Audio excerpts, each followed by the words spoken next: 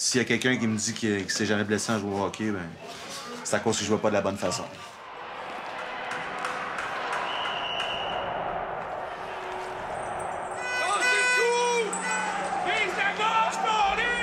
I don't think they like the fact that people are hitting themselves in the face and there's going to be blood and this and that. I think it's more the reason for the fight, you know?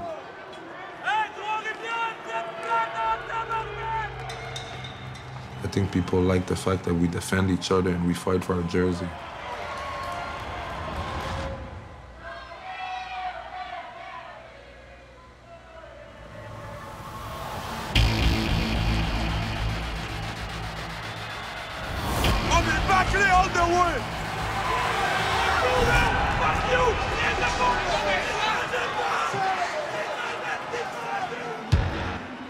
For years, the LNAH was known across North America as the toughest hockey league in the world. It scooped up many controversial ex-NHLers like Donald Brashear and Francis Lessard, and created a brand defined by fighting. But the league has had to change its ways, just as the NHL did. Headshots. Should fighting be banned? Have players lost respect for each other and for the integrity of the game? We want to preserve the essential elements of our game, including its physical nature. We're not looking to fundamentally change our game. We're looking to make it safer. Amid highly publicized debates surrounding concussions and long-term head injuries, fighting in the NHL has decreased by nearly 50% over the last 5 years.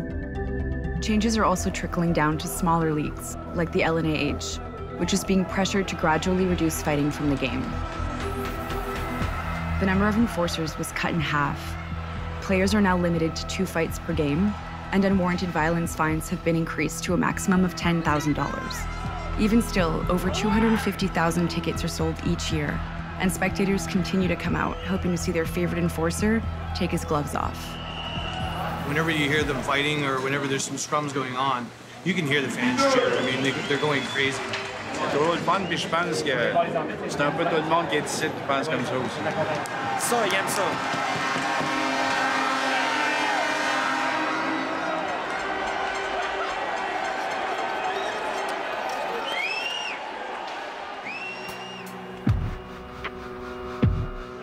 During LNAH playoffs, Vice followed the Laval Predators, a team infamous for its rough plays and nasty lineups, as it tries to adapt to a new brand of hockey, while still delivering what the fans really want. Mon poignet qui est bloqué, puis ceux que j'ai présentement dans le visage, c'est pour déboucher mon nez. Peut-être à force de recevoir des coups aussi sur le nez ou quoi que ce soit, ça vient plus enflé, fait que la respiration, elle se fait moins bien. Tu peux pas garder ton c'est ça? Non, impossible. Surtout pas avec une... C'est 5 minutes et... Du bout de l'eau qui bouge. On traite une blessure qu'il y a eu, ça fait deux parties. Une bonne blessure qui a été blessée au bas du dos, même au cou.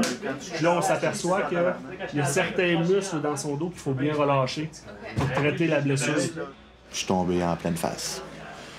Puis, c'est ça. Nez cassé, des poings, mal de cou. Mais ça fait partie de ta game. J'ai eu pas mal d'opérations au genou, à l'épaule, à l'abdomen. J'ai refait le nez une couple de fois. Mais ça vient avec le paycheck, qu'on dit. Pas mal de blessures. Ça fait... C'est les playoffs.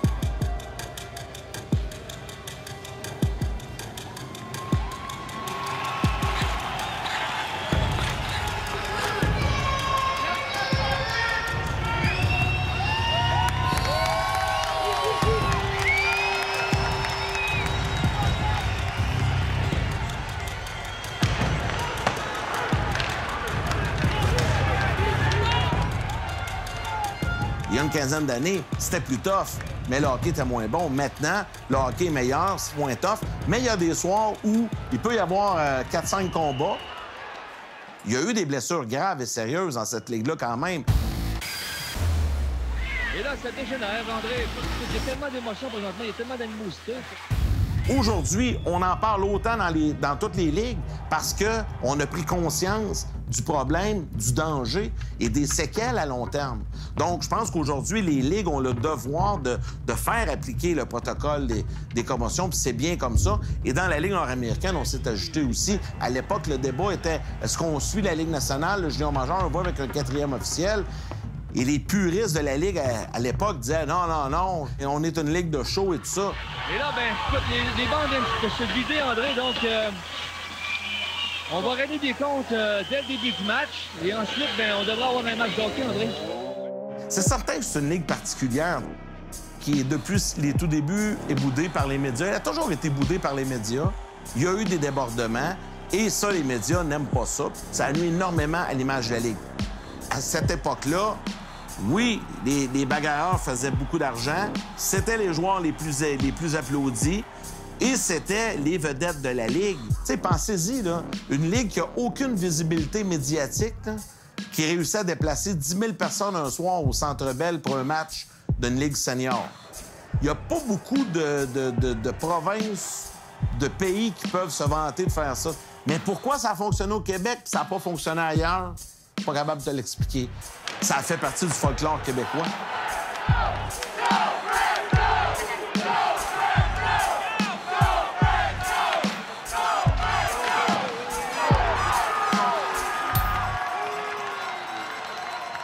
Aside from the NHL, the LNH is home to the best hockey in Quebec.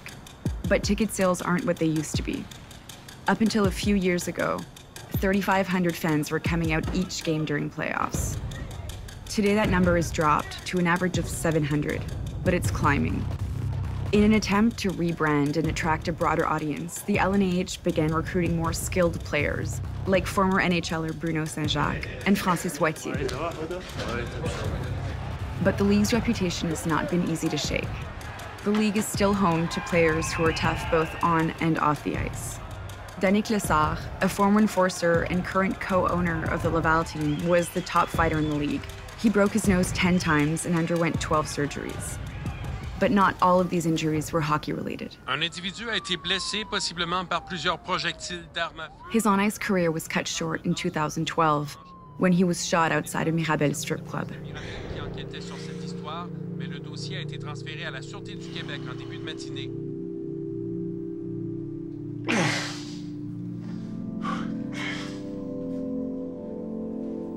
Un autre shot.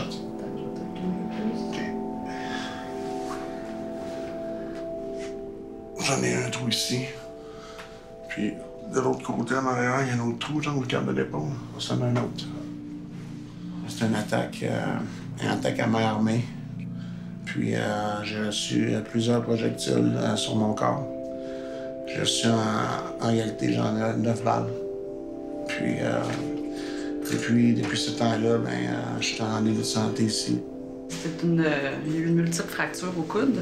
Donc, il y a eu plusieurs fragments qui ont été cassés. Il y a eu une reconstruction suite à une chirurgie. Fait que là, on est capable d'aller chercher un peu plus. C'est sûr que ça prend de la médication pour la douleur parce qu'il faut avoir quand même un bon degré de flexion. Donc, c'est vraiment la flexion qu'on essaie de regagner le plus possible. Les tatous, c'est en réalité, j'ai commencé tranquillement parce que c'était comme une manière pour moi en réalité de cacher les cicatrices. Puis c'est sûr et certain que là, j'ai d'autres opérations à venir encore. Ce côté-là, genre, c'est comme moi, en réalité, genre, qui fight contre la mort. Faut jamais oublier nos origines. Avant d'avoir mon accident, je réussissais, mettons, en réalité, le fait de faire 500 combats. Puis souvent, j'agaçais mes coéquipiers. Je disais, mettons, bon, je suis dans un combat, je disais, bon, il en reste encore 7, 8, ainsi de suite. Puis depuis ce temps-là, j'ai toujours dit, genre, que j'aimerais ça faire mon 500 combats en réalité, genre professionnel en carrière. J'étais à 7 combats du 500e répertorié. Là. Puis j'aimerais ça le faire. Puis tu sais, en réalité, genre, j'ai une tête de cochon, fait que je vais faire le plus possible, ce que je peux faire, genre, pour être capable d'arriver à mes fins. Moi, c'est sûr que dès qu'un patient va me dire c'est quoi son but, je veux qu'on travaille vers ça. Fait que je trouve que c'est quelque chose qui pourrait être possible, mais c'est sûr qu'on a une pente à monter jusque-là. En tant que gladiateur, mettons exemple sur glace, en tant que batailleur, j'ai toujours voulu faire des combats spectaculaires, des combats genre, que le monde aimait. Manger un bon coup de poing, là, ça va faire mal. Des fois, non, ça va ouvrir. Des fois, ça va juste comme poquer. Des fois, ça fait rien. Ça fait juste mal à l'intérieur. Tu peux aussi bien te relever genre comme un ressort, OK? Avec l'adrénaline. Là, il y a une fraction de seconde que t'es plus là. T'as comme un flash. Jamais ce feeling-là. Souvent, j'arrivais au moins des punitions. Là, je me rappelle tellement comme si c'était hier. Là. Je m'assisais, puis je faisais « Aïe, aïe, c'est fait. Enfin, c'est fait. J'ai fait ma job, j'ai fait ce que ça avait à faire. » Mais là, je retournais au deuxième combat. Je refaisais le même job, je refaisais la même affaire. Puis mon but c'était tout le temps de me battre le maximum de fois possible.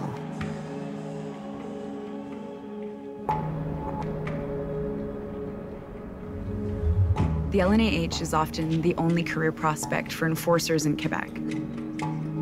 The Oligny brothers, Steve and Jonathan, are both star fighters for Laval and among the youngest enforcers in the league. Together, they accumulated $1,000 in fines this year and were suspended a total of 17 times. But they claim the financial and health risks are worth it.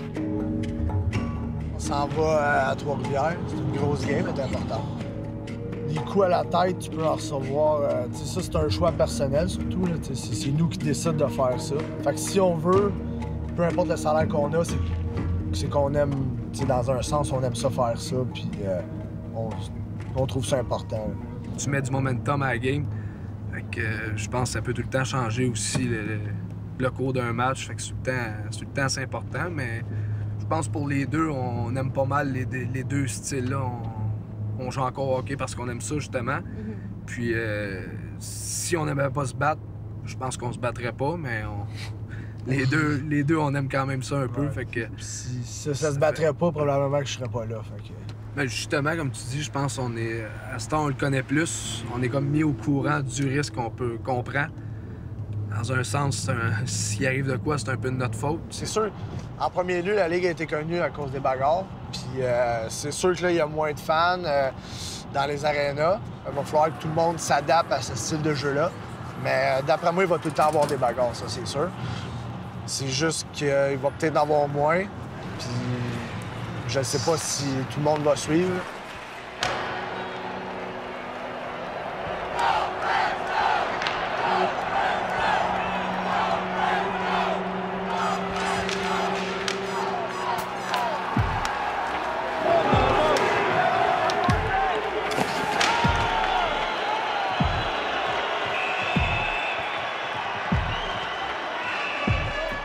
Je pense que j'ai rêvé peut-être jusqu'à 17, 18 ans. Des fois, c'est ton rêve de la Ligue nationale, mais tu rêves tout le temps.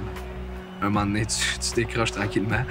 T'sais, mettons, là, on est en série, justement. Puis si on gagne la Coupe, c'est comme notre Coupe Stanley à nous autres, dans le fond. Là, plus haut que je peux aller, mettons, maintenant. Despite being fourth-liners, the brothers have an important following, which has a significant impact on ticket sales. Some fans drove over 2 hours to come watch them drop their gloves. Steven Oligny, c'est un joueur qui est physique, qui est capable de jouer au hockey, qui est capable de jeter des gants, capable de défendre ses coéquipiers. C'est intense, c'est le fun. Ça donne un show, là.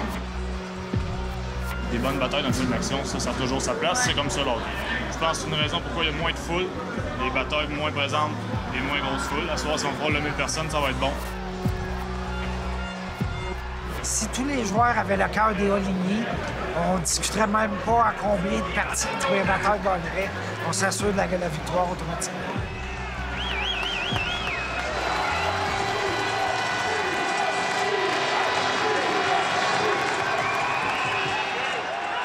Nos bars sont frustrés, ils perdent. Fait que, ils veulent préparer le match pour Ils veulent préparer la prochaine game. Il reste 1 minute, mais moi, fini. Là. Il y a une couple de gars qui ont eu des 10. Eric, il sort tout le temps. Donne-moi un 2. Donne-moi un 2. Tu sais que ça va brasser à la fin. Faut que je reste dans le game.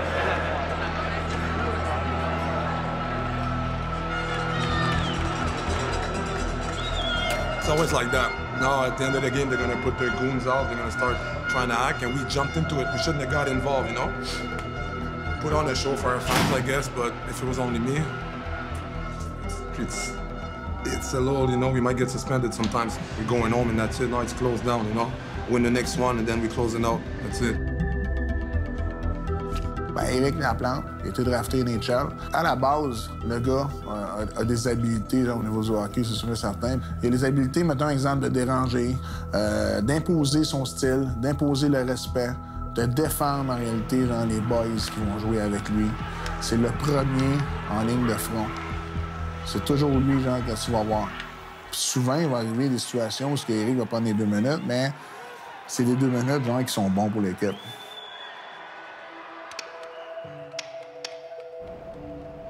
Not every enforcer prides themselves on being a fighter. Former member of the San Jose Sharks organization, Éric Laplante, was recruited by Laval co-owner Danny Clossard while still in prison.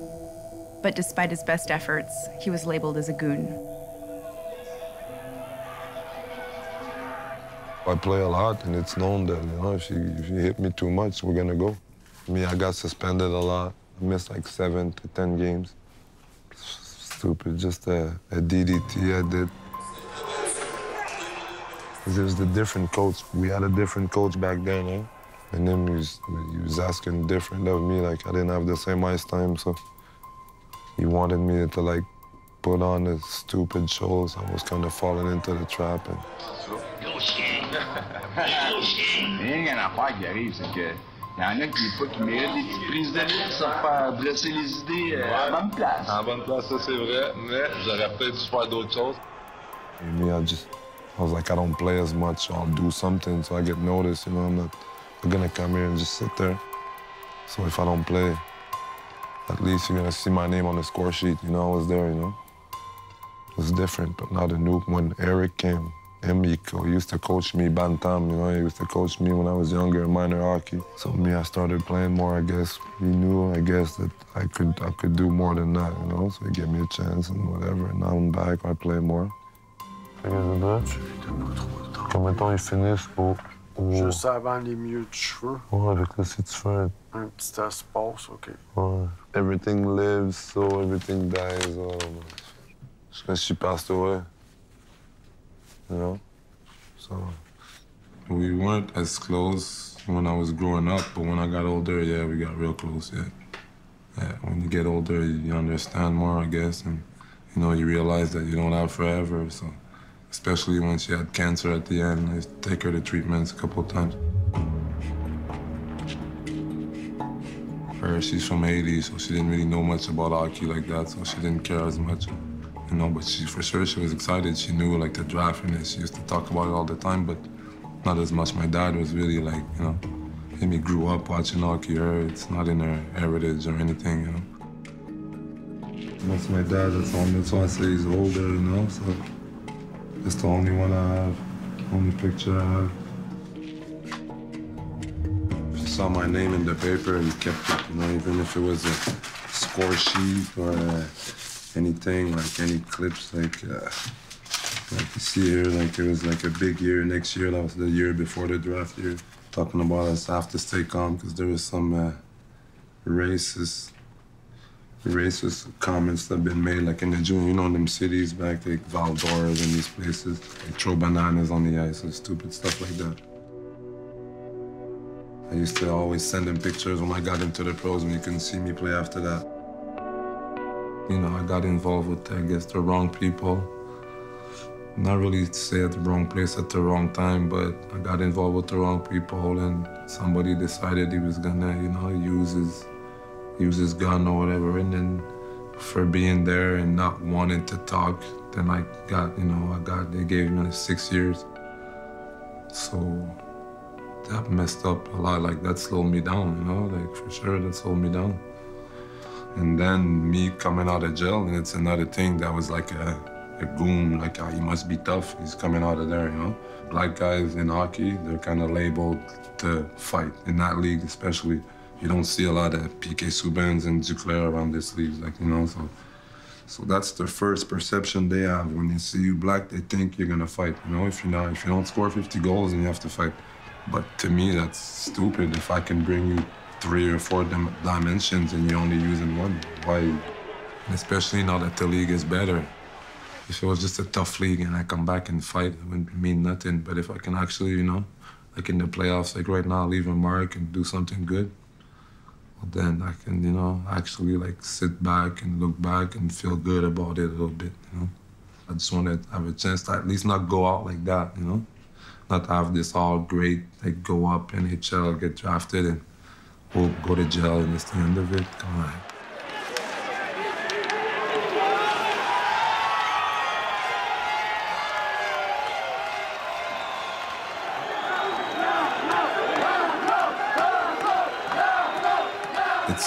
It's not rare, actually. There's a couple of guys that have records, and, you know, it's not known, but it's the place where that's it. Like, you know, where guys that, if they have a record and they can't go to the States, or when they come here and it's a good league where you still get paid and you still can live the dream a little bit. Like, you know, like just go to the rink, practice, the boys, and go on the road, and the fans are screaming. And they just live the dream a little bit still, so.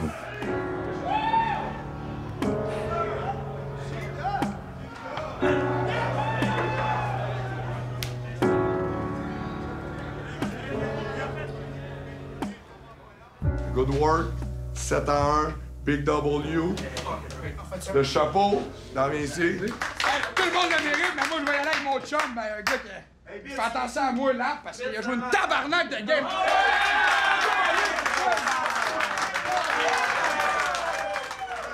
Non, de vrai, boys, ça fait longtemps que j'ai pas fait partie d'une équipe comme ça. On est fucking solide. On se donne la main après chaque fucking whistle. On est tight. Après les whistles, les gars, ils ont peur de nous autres. Si on continue comme ça, we're going all the fucking way.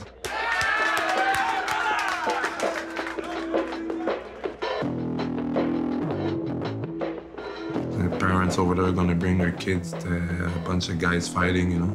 We could get that out of our game. I don't think it would change nothing, you know. People love it, though. People come, if the game's been boring all third period, they see a couple fights. Keeps them there, they buy more beer. So, you know, we understand the business of the thing, too, you know. Quand en bas, on élimine les bagarres, dans le junior, dans les autres ligues, dans la Ligue nationale, il n'y en a plus. On développe plus de bagarreurs. On prend pas un joueur de hockey de 4e ligne et dire, regarde, toi, si tu veux jouer au hockey, il faut que tu te battes. Ça n'existe plus aujourd'hui. Donc, ça va diminuer encore. Mais on va s'ajuster et on va s'adapter. La génération des bagarreurs, juste des bagarreurs, je pense qu'elle est terminée. C'est des icônes. C'est des gars qui ont tellement donné dans cette ligue-là. Mais ça arrive à la fin. Il n'y en aura plus des gars comme ça dans 3, 4, 5, 6 ans. Ben, c'est la fin d'une époque, oui. Sauf que d'un autre côté, ça peut pas partir. Ça peut pas s'en aller parce que tu peux pas renier dans les origines de la Ligue. Chaque fois, je le dis, les origines sont là, il faut les respecter. Parce que si tu renies les origines de la Ligue nord-américaine, il y aura plus, genre, de spectateurs dans les stades.